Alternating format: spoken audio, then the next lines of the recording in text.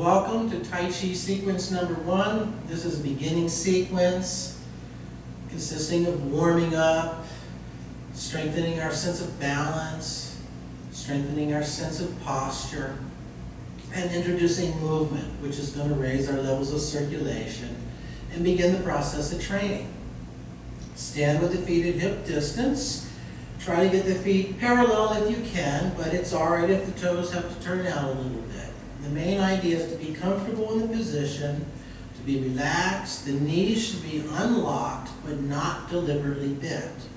Right? So if you're not sure what this means, lock your knees, stiffen the leg, and then relax the leg so that the knees are unlocked. And that's where you want to be. Bring the head up so that it's level. Relax the arms, relax the shoulders. Take a deep breath, extending the arms upward as we do it, and lengthen the entire body from the bottoms of the feet up through the tips of the fingers. And then release. Try again. Deep breath as we extend. Now breathe rhythmically as we begin to work. First, turn the body slowly in one direction. Be very conscious of the feet. Don't let them slip or lift. Now release to center and then turn the opposite way. Again, being mindful of the feet. Return to center and release the arms. Let's try it again. Inhale, extend. Exhale here if you need it, then inhale and turn. Exhale, release to center. Inhale, turn the opposite way. Exhale, return to center. Release the arms.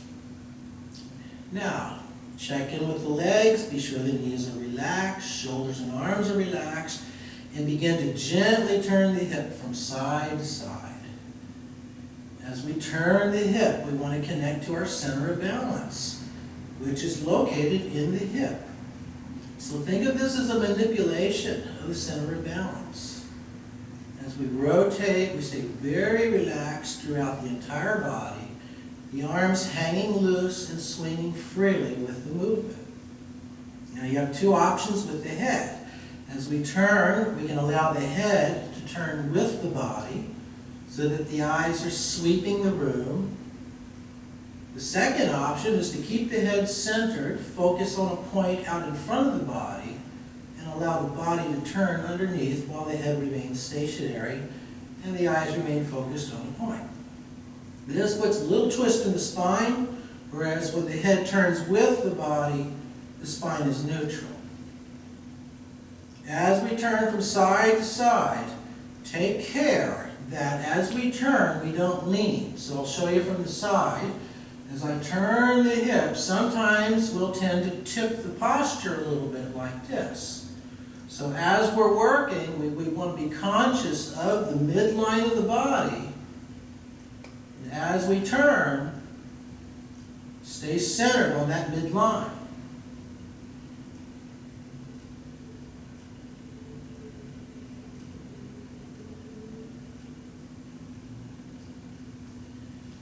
Keep working. If you're working along with me, just keep the pattern going unless you need to stop and rest. Now, an additional point has to do with how far we turn the body in each direction. And for that, we need to be conscious of the relationship between the shoulder and the hip joint. So again, from the side, the objective is to keep the shoulder in line with the hip socket as we move. If, as I turn, I push the shoulder beyond the hip, then I'm introducing a pretty strong twist into my spine. For the purposes of this movement, we don't want to do that. So feel the shoulder in line with the hip, and only go as far to each side as you can without adding an additional turn in the upper body.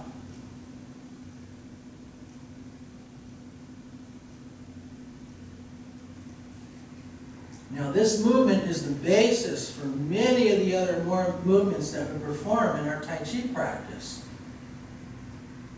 And that's why we spend extra time looking at the detail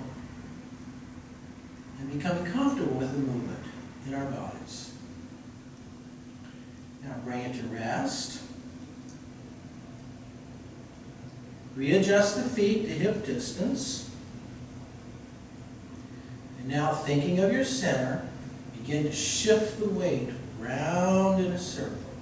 Think of the movement as a swaying motion from the ankle joint.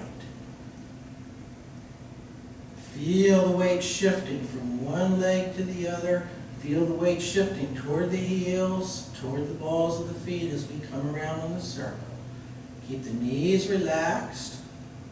Try to keep the head centered. Breathe normally. This is one of the basics for balance control. For balance control, we need to be able to maintain posture, and we need to be able to shift the weight from one leg to the other.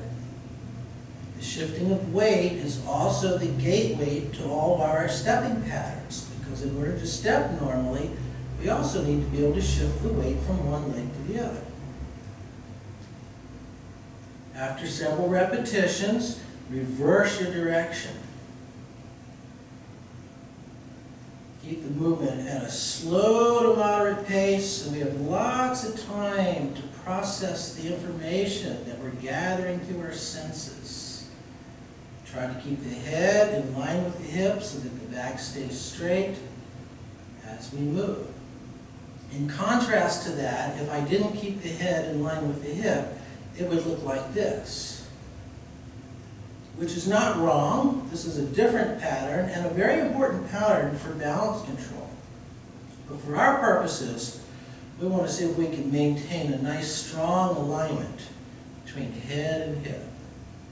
Reverse it again. You can change direction anytime you feel like it. And it's a good idea to do that several times. Do it clockwise, then work counterclockwise.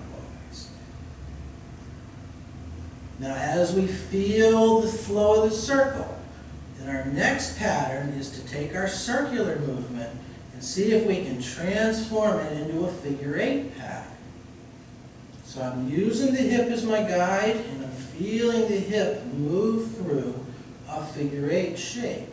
So I'm essentially drawing the shape of a figure 8 on the floor by moving the hip around. Once again, feel the weight shifting. Keep the shoulders relaxed, the head level. Breathe normally. And take your time. All these movements should be soothing. When the breath is regular, when the body is relaxed, when the movement flows gently, we begin to relax, our minds become quiet, and the levels of stress start to fall.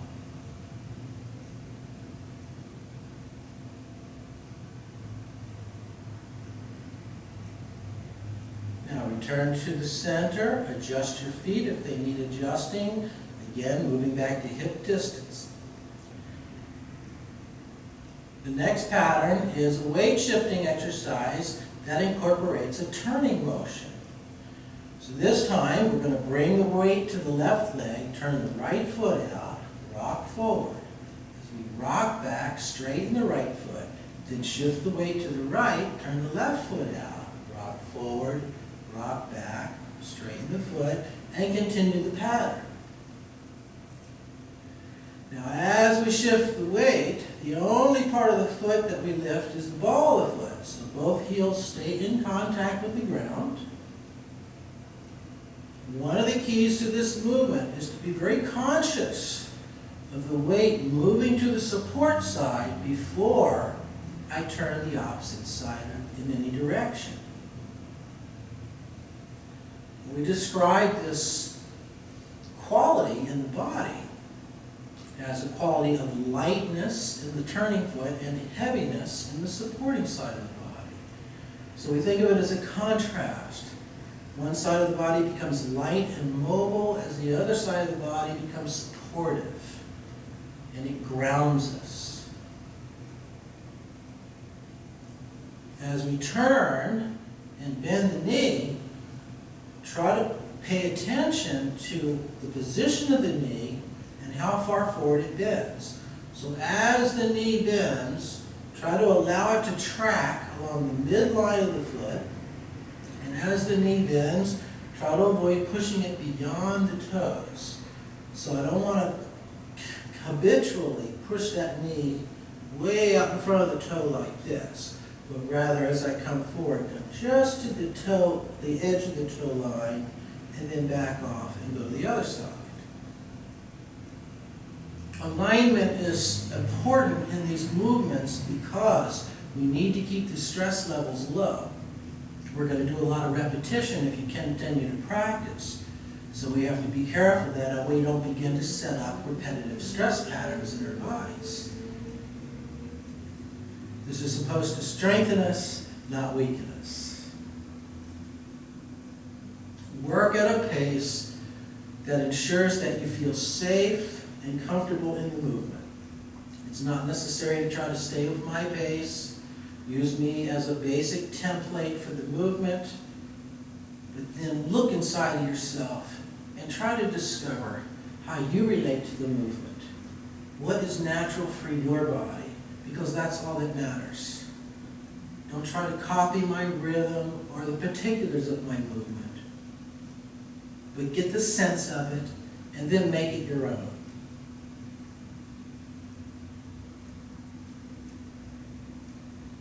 Returning to center, pause for a moment, adjust the feet again to hip distance.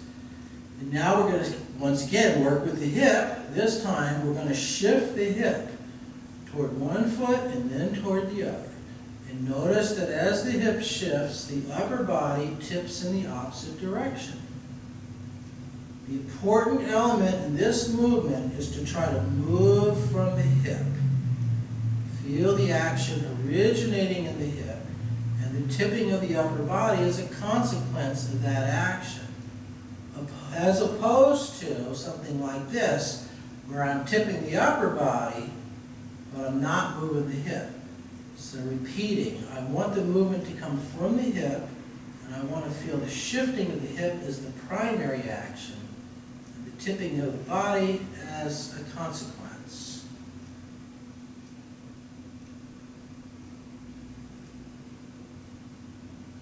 Return to center, extend the arms overhead.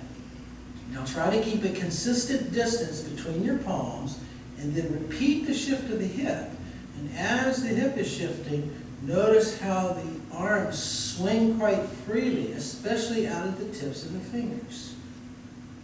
And we describe this as an amplification. The movement of the hip is amplified as it moves outward toward the extremity, there at the tips of the fingers. Throughout the movement, I'm trying to keep my body in the same plane of motion. Sometimes what will happen, especially with this variation, as we tip, we tend to rotate. So we want to try to avoid that rotation. If you have a hard time with that, do it up against a wall until you feel the alignment in the movement and you're able to maintain a consistent plane of motion. Return to center, release the arms. Now bring the palms together on the midline. The hands are flat, not interlaced. Right? So just a flat pressure between the two hands. Then roll the fingers toward the chest, and provided you're able to roll the fingers over without the shoulders becoming very tense, push away from the body, allow the palms to spread slightly. Bring it back in, roll it over, and push away again. Now each time we push away, bend the knees a little bit. So we set up a pattern.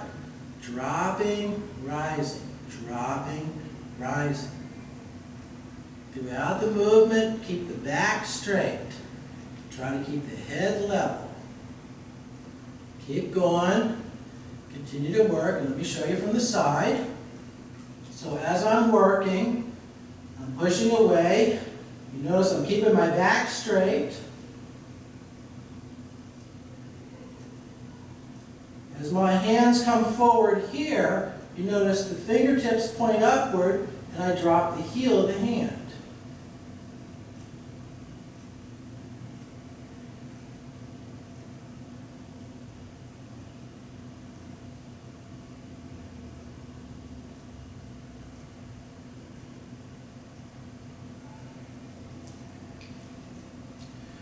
That's an excellent exercise in balance control and also stabilizing the body by learning to lower our center of balance as we stress the balance by doing something like throwing the arms around in space.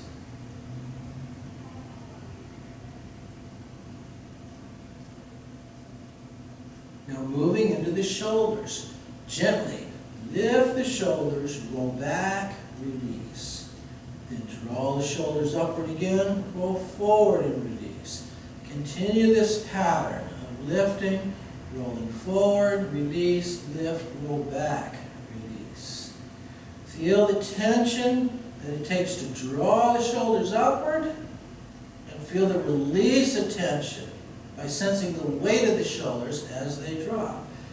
Keep the knees relaxed, the hips relaxed, arms relaxed, so your body will shift a little bit in space. Be conscious all the way down to the bottoms of the feet. As we work, and I'll show you from the side, maintain a slight lift in the breastbone. And that will help to maintain a nice, strong, upright posture as we work.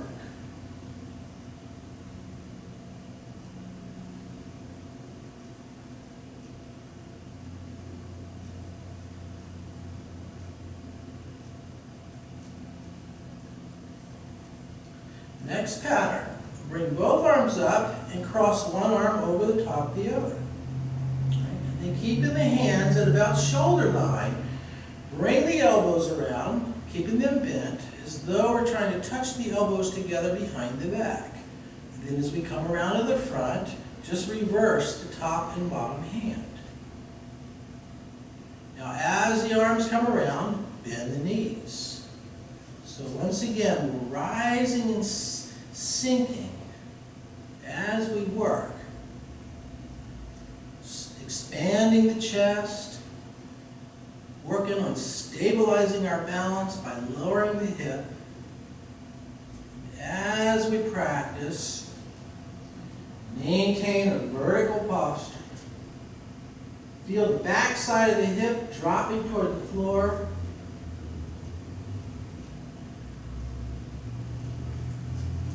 Do you feel weight dropping through the heels? Do you feel contact through the balls of the feet? Are the hands remaining at shoulder level?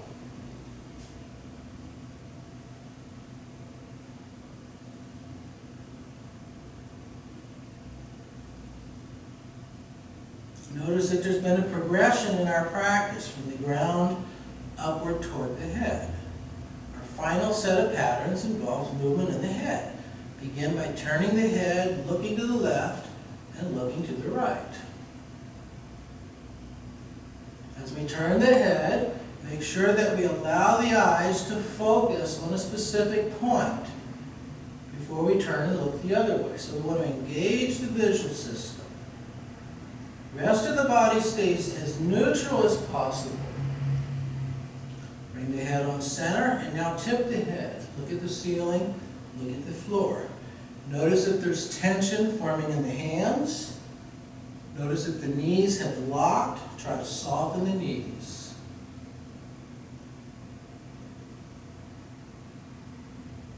Return to center and finish by tipping the head from side to side.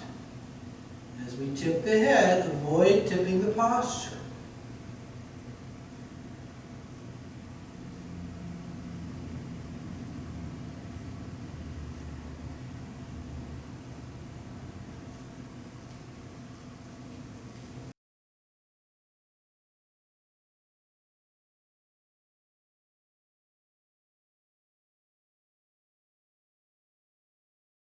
Welcome to Tai Chi sequence number 2, stepping patterns.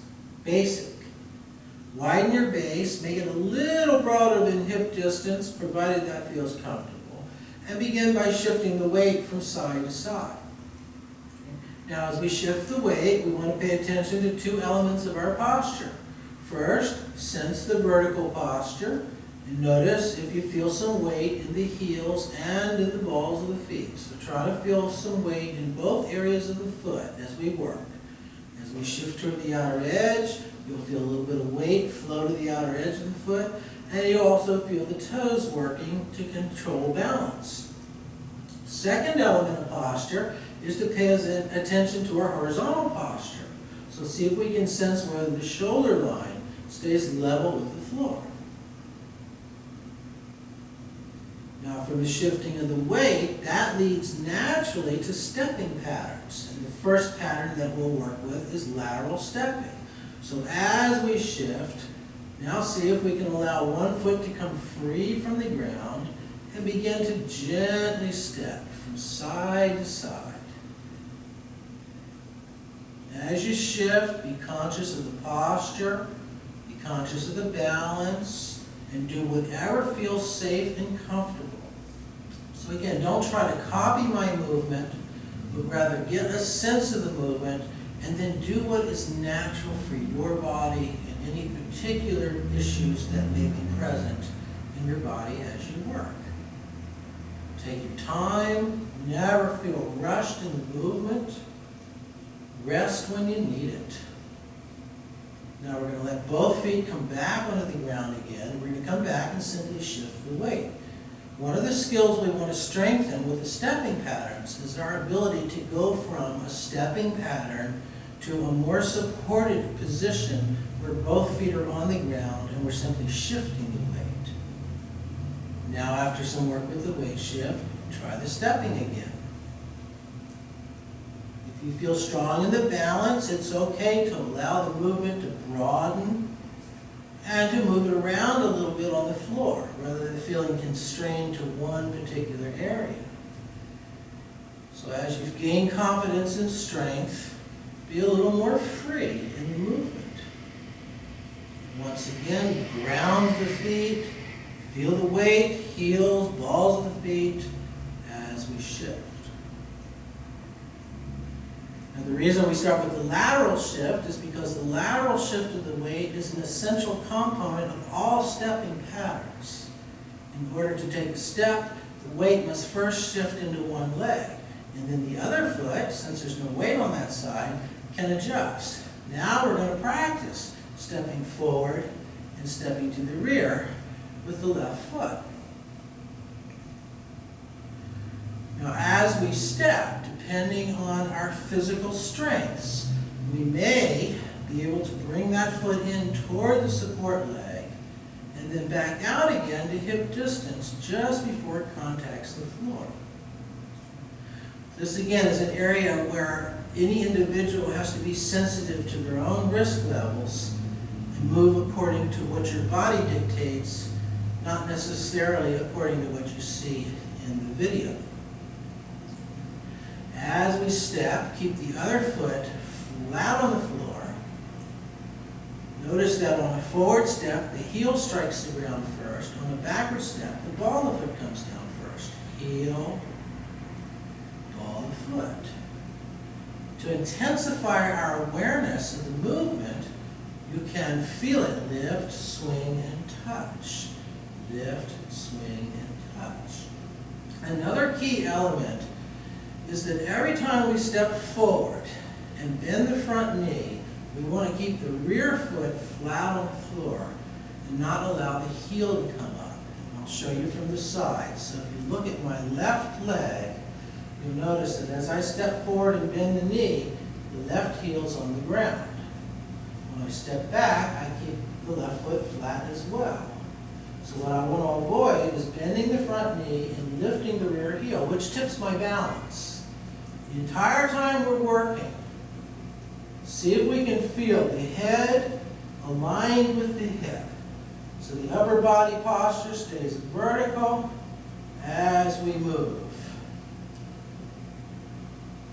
And each time we bring the foot to the floor, the space between the feet is at hip distance. Let's change to the opposite leg. Same pattern. Change legs anytime you need to. If you're practicing at home, take your time. There should be no sense of urgency in the movement. If balance is a little difficult, try taking shorter steps.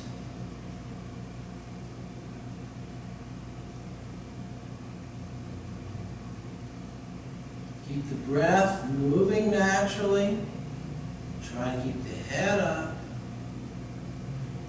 Be very conscious of the shift of the weight. Notice that before each step, the weight has to shift to the support leg.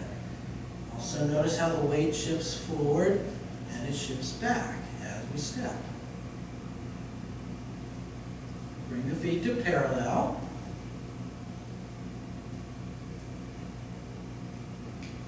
Now try an alternating step. So we'll go from the parallel position, come forward with one leg, come back to the parallel stance, make sure we feel balanced, then come forward with the opposite leg and continue to work. Feel the weight shifting from side to side, forward and back. As we gain confidence in this pattern, let's see if we can soften our touch to the floor. So each time we bring the foot to the ground, bring it down gently. Imagine that you're trying to do the pattern and make the least amount of sound in the process. Be mindful of the space between the feet, keeping the base wide to provide maximum support and control over the balance. Be mindful of the head and its position relative to the hip, and try to keep the upper body vertical as we work.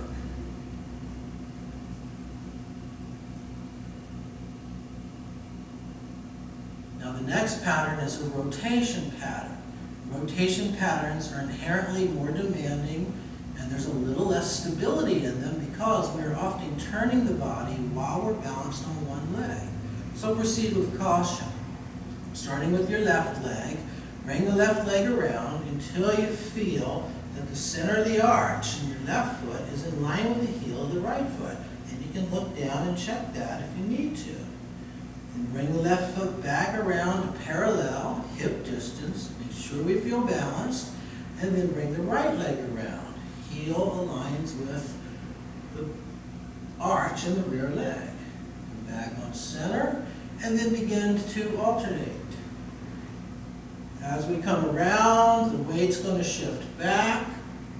You notice that my head and eyes remain focused toward the camera, in this case, so that I'm effectively turning the lower body while I'm maintaining a steady position with my head and I'm maintaining a visual lock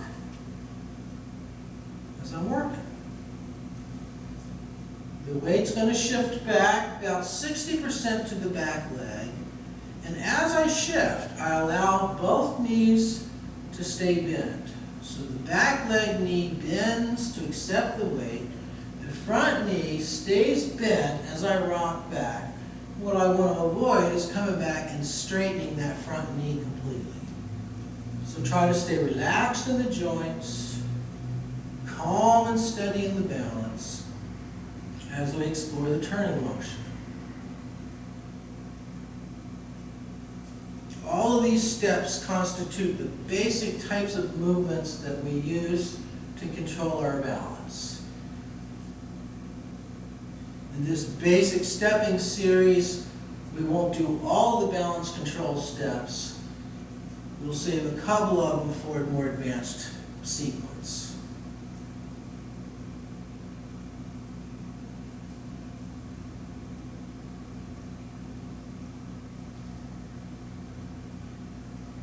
The final sequence is to practice walking a little bit, utilizing some of these ideas. From the front, let's bring one foot forward, check for hip distance. Now rock backwards until the front foot, ball of the foot, comes up off the ground. And then turn the hip a little bit to turn that foot out at a slight angle. Then rocking forward, take a step with the left leg. Come down gently at hip distance, bend the front knee, keep the rear heel on the ground. Rock back, pop the ball of the foot off the ground, turn it out slightly, and then take another step. Come down softly, shift forward, roll back. Turn, step, touch, roll forward, roll back. Continue to work as long as you have space. And then pause. Let me show it to you from the side. Start with one leg out in front. Doesn't matter which one. I've got my left leg forward. Roll back, turn out, step. Touch lightly, rock forward. Roll back, turn out, step. Touch lightly, rock forward, rock back. Turn, step. Forward and back. And feel it. Release, touch, roll back. Release, swing, touch, roll back.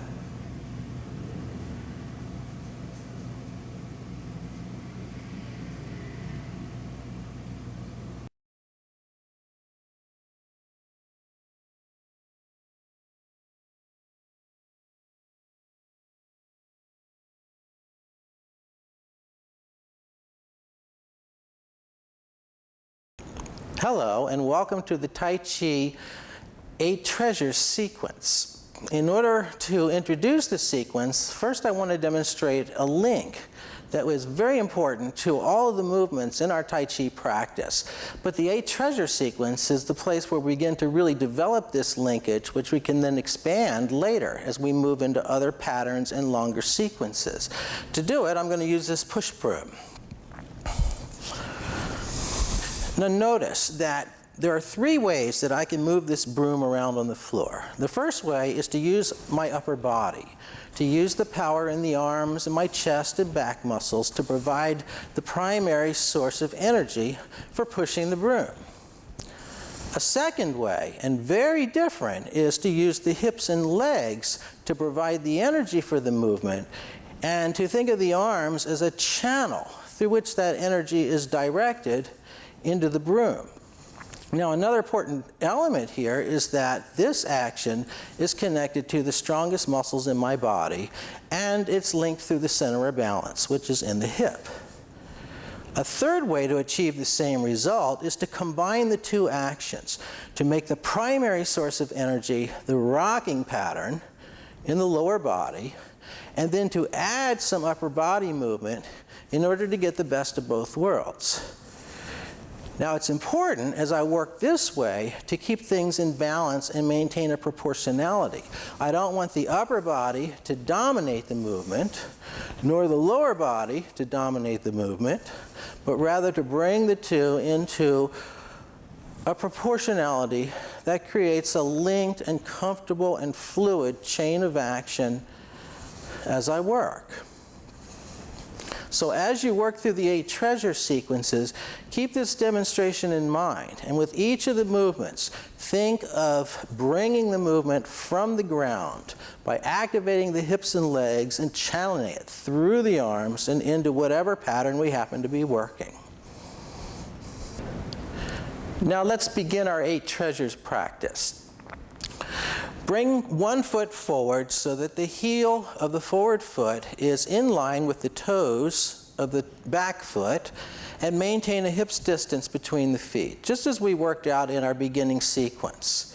Now begin to rock gently forward and back. Right? We want to make sure that we don't lock either knee, but stay comfortably in the middle of the range of motion. So this rocking motion is going to be our primary motive force to drive the 8 separate patterns that will develop in the upper body. Now notice that as we rock forward and back, the arms begin to swing. And I'll turn to the side so you can see it a little bit better. As I rock, the arms begin to swing, and now I'll simply take this basic energy that's provided from the rocking motion and begin to channel it into a circular pattern. We call this raising water. Water is a metaphor for elevating our state of energy, our state of activity. It's a metaphor for the kinetic energy that we develop in the hip and leg and then amplify and shape in the upper body movement. Now notice that as the pattern rises, I lead with the back of the wrist, the hands hang loose and heavy. As it descends, I bend the wrist the opposite way and lead with the heel of the hand. On the upstroke, don't allow the back of the wrist to come above the shoulder line because we want to keep our shoulders relaxed rather than tense and lifted. On the downstroke, make sure that the heel of the hand stays above the level of the elbow. So your actual movement in the hands is not all that broad. It's amplified through the movement of the hip and legs. As the movement rises, breathe in, and as it descends, exhale. The classic imagery for this pattern is to think of a baby sleeping. And as the baby sleeps, the belly rises and falls so gently in a nice, soft, absolutely peaceful breath rhythm. So try to find the same kind of rhythm in your breath and begin to use the breath as the governing element in your pattern, so that your pattern becomes an extension of the rhythm of the breath, energized by the movement of the hips and legs, and then shaped, channeled, and distributed through the body as we combine lower and upper body in one unified pattern. Breathe in, breathe out. Think light, think heavy. Think calm on the inhale, relax on the exhale. As we move through the pattern, imagine that the elbows have a sense of weight in them. Try to feel the weight of the elbows as we work. Continue to rock, keeping both feet flat, especially that rear heel as we come forward. Continue to work. If you get tired, certainly take a rest. And when you feel refreshed, begin again.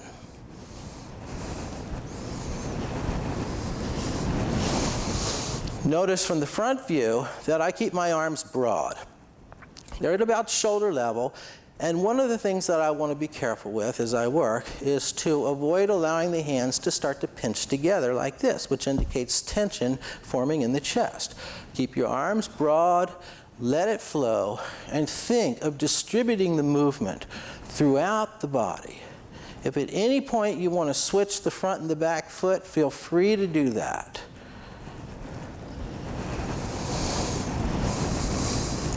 Now change the feet and broaden the arms like a big bird with its wings spread. Here we want to make the elbows heavy. When we say that, partly what we mean by that is that the hands are going to move in the space above the level of the elbow. So for this pattern, I begin by rocking. I feel the swing of the arms as I set my body in motion. And now I'm going to take the movement in the arms and I'm going to begin to gently shape it into another circular pattern. The circle is a primary form that we utilize for all of these movements, because it provides such marvelous continuity of flow as we work. Now notice with this pattern that the palms are rotating. As the arms rise, the palms are turned up. As it sinks, the palms are turned down. Connect to the breath. Inhale on the rise, exhale on the descent. Breathe in, think calm. Breathe out, think relax. Think light as it rises, heavy as it descends. Right? Imagine that through the tips of the fingers in each hand, water is shooting out toward the walls on either side of my body. So that gives me a sense of projection as I work. As we rock forward and back, try to keep the hips centered, rocking forward and back on a nice straight line. Broaden the movement, begin to distribute it to as many active joints as you can sense. Light, heavy. Breathe in, breathe out. Calm, relax. Here again, I want to be careful on the upstroke that I don't allow the shoulders to lift excessively. So I'm feeling a sense of weight in the shoulders as I work. And when we get the proper proportionalities in the movement, we find that it's easy to sustain these patterns for extended periods of time. Now release the arms and switch your feet. Again, the forward foot is as far forward as the toes of the back foot, and we're still at hip distance as we work. Release the arms, let them drop below the waist, and move the fingertips toward the midline. Leave a couple of inches of space between the two fingers. Now we're going to raise the hands to heart level and then allow them to sink. Turning the palms up on the lift, turning the palms down as it descends. Set the body in motion and begin to link to the rocking pattern in the lower body to feed your upper body movement. Breathe in as it rises, breathe out as it descends. In order to bring continuity to our pattern, on the bottom of the movement, scoop towards your waistline, and on the top of the movement, roll towards your sternum. Again, be mindful that we don't bring the arms above the level of the heart because that'll begin to form tension in our shoulders. So be sensitive to the range of motion. As it rises, think light. As it descends, think heavy. Smooth the top and bottom by rolling toward the chest, rolling toward the waistline. Gently inhale, gently exhale. Calm and relaxed. Continue the pattern as long as you wish. When you begin to feel fatigued or the mind begins to wander, that's generally an indication that it's time to change patterns.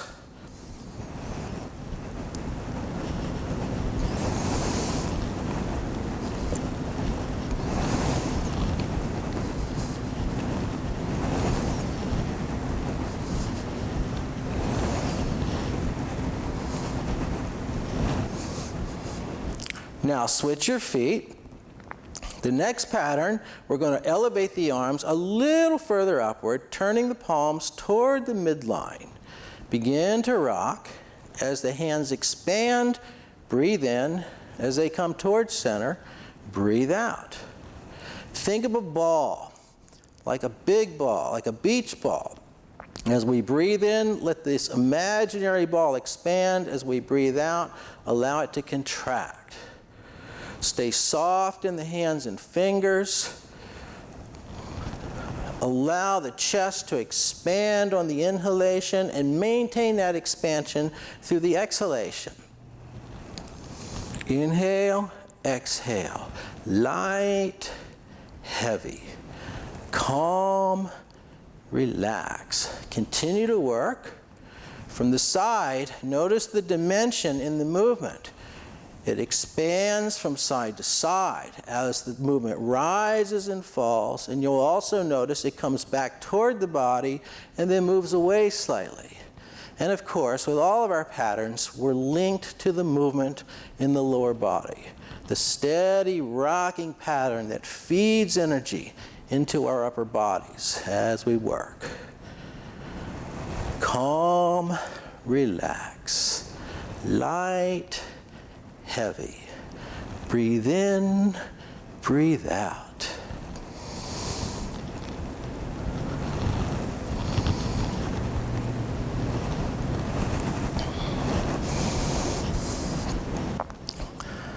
Switch your feet. Once the base is established, elevate the arms again. This time the hands just below the shoulder line. As we rock forward and back, we're going to reach forward as though gathering something in an embrace. As the hands come toward the body, then roll off and push each palm to the side gently. Breathe in as the hands come toward the body. Breathe out as we press off to the side. With this pattern, we want to be mindful of a few additional spatial relationships. From the side, you'll notice that as I rock forward, I'm careful not to tip forward at the waist, but rather I keep the back straight and I allow the upper body to ride the movement of the hips and legs. As my hands come forward, I'm sensitive to the position of my hands relative to that front foot, and I want to try to avoid overreaching the movement and going beyond the toes of the front foot. So as we work, try to be sensitive to posture and alignment between upper body and lower body, especially how far forward we reach. Right? Be generous in your movement and strive for a continuous flow so that at no point during the pattern does it ever come to a complete rest. Once again, keep the hands soft. The fingers are relaxed. Imagine your palms have big wads of cotton in them. So we imagine the palm is soft and deep. Again, allow the movement to flow gently as we feel the center of balance in motion. All of the movements, we think into the palm of the hand and we relate the movement of the palm of the hand to the movement of our center of balance, so that we begin to create a tangible connection between what we sense in the palms of the hands as they move through the pattern and the way the hip at the center of balance behaves in the lower body. Again, this creates a unified effect. And when we begin to get the breathing, the movement pattern into the proper proportion and alignment, we experience a very strong sense of flow, very little effort, and a calm, quiet state of mind.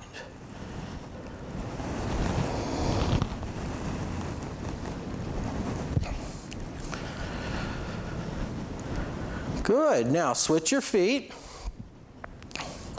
Bring one palm toward the ceiling, the other palm toward the floor.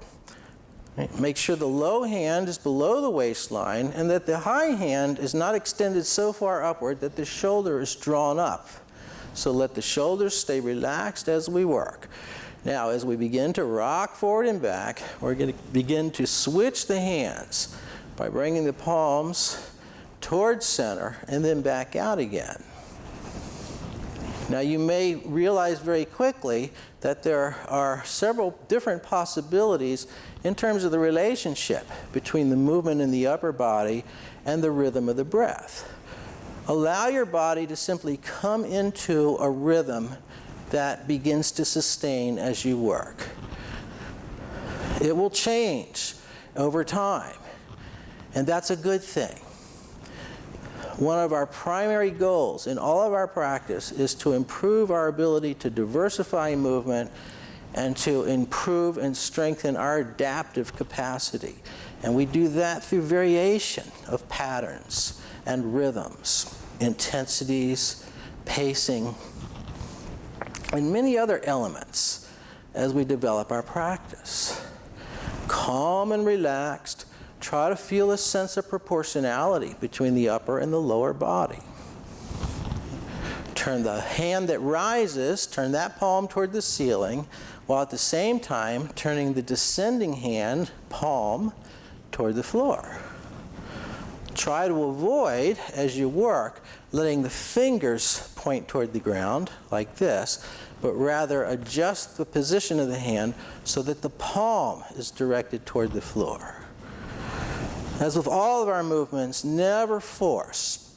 So we have to be sensitive to the comfortable range and all of the joints that are involved, and be careful that we don't force any joint beyond its normal and comfortable range of motion.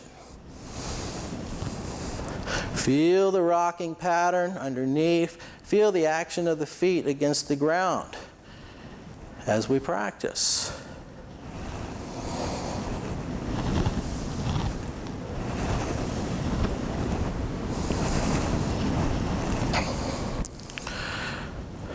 Now, the last two patterns are going to use a slightly different approach to generating energy in order to perform the pattern. Rather than rocking forward and back, we're going to widen our feet and make them parallel. We're going to utilize the turn of the hip. So again, the width of the base should be somewhere between hip distance and shoulder distance.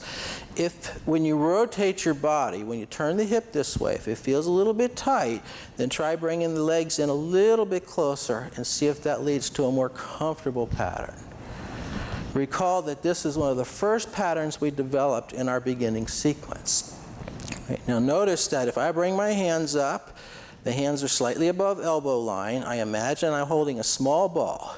Notice that if I turn the hip, the arms follow the movement of the hip, but they also stay aligned in front of my body. Alternatively, if I don't move the hip, then the arms will swing independently, and as they swing, they'll come off to other side. What we're trying to do is create a unity between the hip movement and the arm movement. It's the same idea that we demonstrated with the push broom. We're just using a different motive pattern to produce the effect. Now, once you get the arms turning, begin to gently shape your pattern into a figure 8.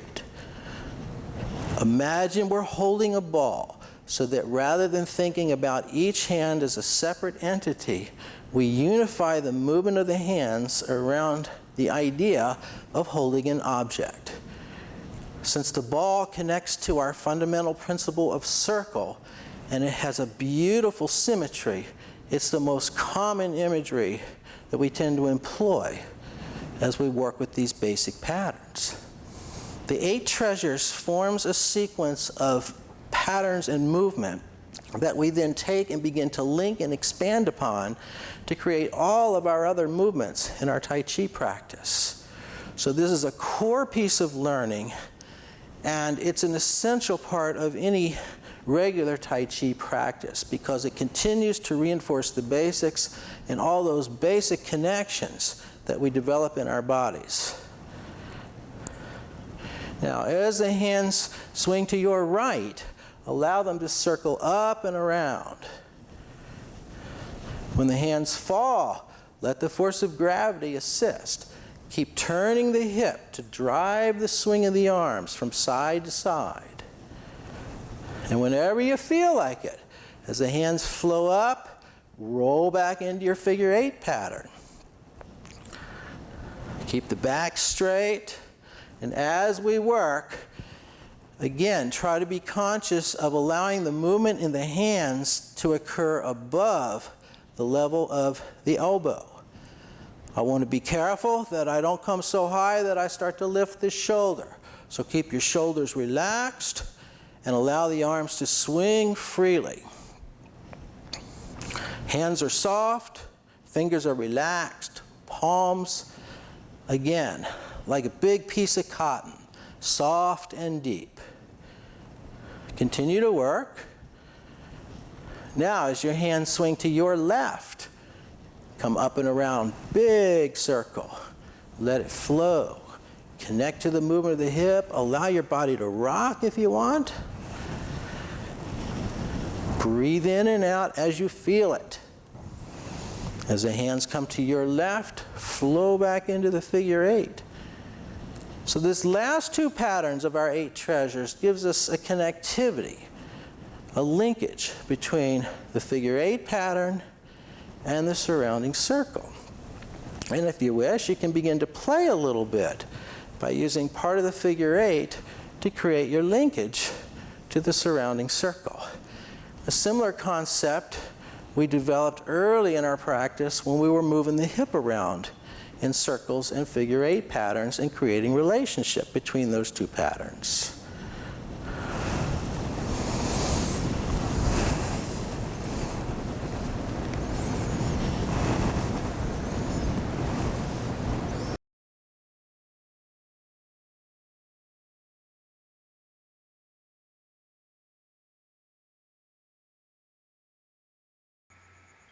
Welcome to Tai Chi 24 element sequence with stepping.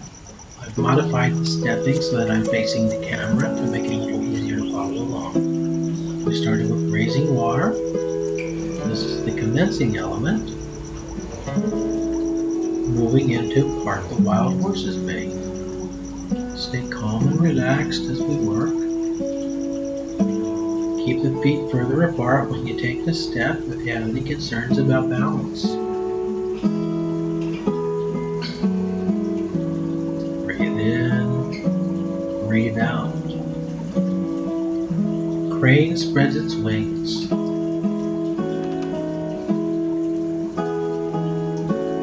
Stay light on the feet. Nice deep breath every time we spread the chest. Dragon shoots the pearl.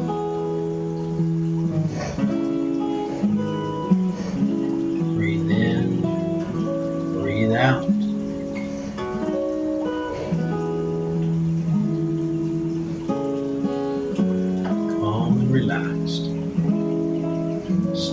salute.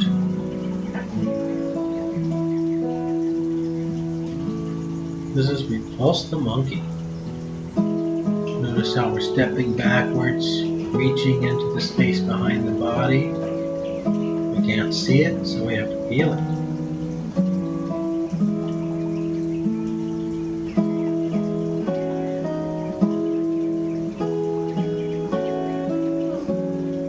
Here's part of the horse's mane again. It's a connecting element. This is grasp the sparrow's tail.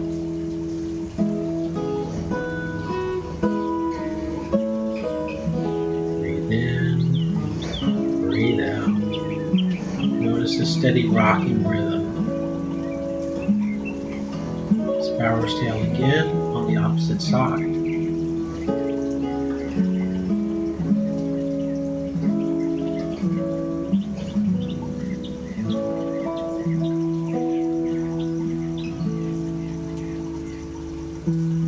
Coming forward, part the horse's mane, moving into cloud hands.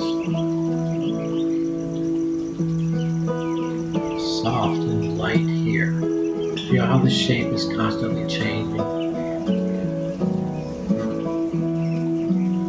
Single rip high.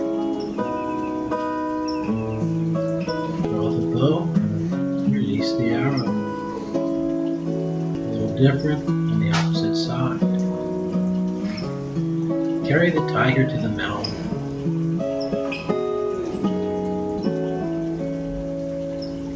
Bees buzzing by the ears. Crane on a rock. Single whip high. Snake creeps down the tree. Here's the rooster pose. Single whip high. Snake creeps down the tree. Rooster pose again. Jade girl threads the shuttle.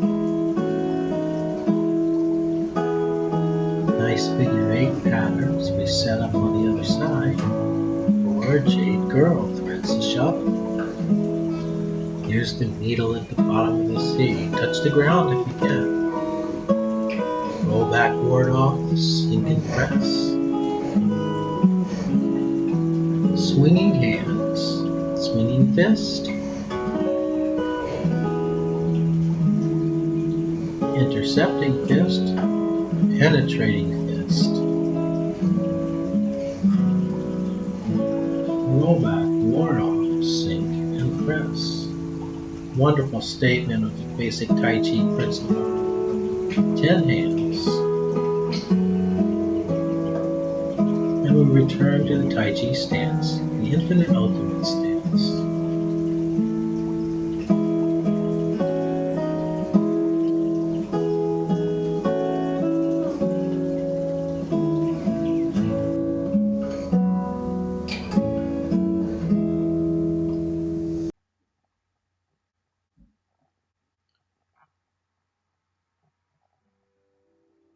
This final sequence for progressive relaxation may be done either standing or sitting. If standing, start with a relaxed posture. Try to even the weight between both feet and between heels and balls of the feet as much as possible. Now shift attention to the knee joint. If the knees are locked tight, allow them to relax. Take a moment to feel the tension in the thigh muscles as well. If they feel hard, again, try to soften by thinking of relaxing from the knees up through the thighs, all the way up to the hip. Thinking of the hip, relax the muscles on the back side of the hip. If it feels as though the hip is being thrust forward, relax that tension as well so that the hip assumes a more neutral position. From the hip, think upward into the low back area. Re-emphasize the slight lift in the breastbone in order to bring a little more length into the low back area and reduce compression.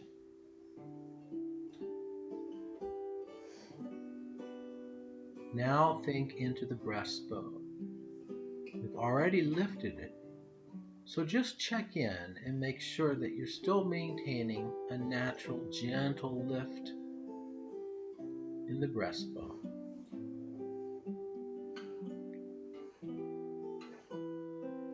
Allow the mind to move to the shoulder area. First, notice if there's any tension in the shoulders, any tendency to pull the shoulders upward toward the ears. Let the shoulders grow heavy, but don't let the chest collapse as you do that. Feel the weight of the arms as they hang at the sides. Imagine that the arms grow heavy and long as they hang.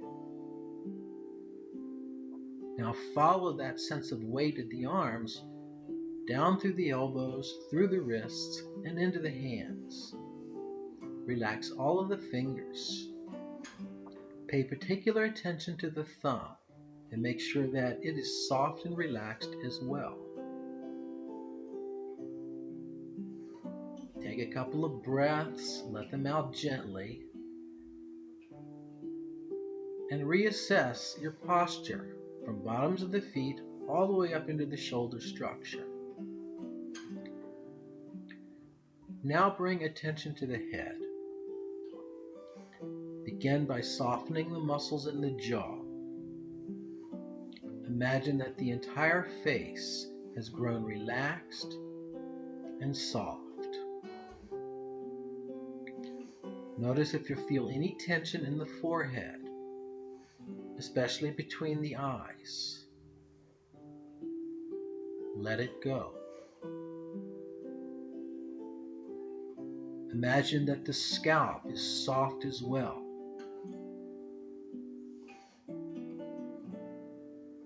Now turn inward to the interior of the mouth. Relax the tongue. If the tip of the tongue is making contact with any portion of the inside of the mouth, release it. Once you're satisfied that the interior of the mouth feels soft, gently place the tip of the tongue so that it just barely touches the roof of the mouth behind the upper front teeth. Take a couple of breaths and allow that softness in the interior of the mouth to fill your mind. Imagine that the softness inside of the mouth begins to move upward into the base of the brain. Now imagine that the softness moves toward the rear, sweeping every bit of tension along with it. Like water, as the softness flows to the rear of the brain, it drains down the spine, taking all of the tension with it, leaving the mind clear, relaxed, and calm.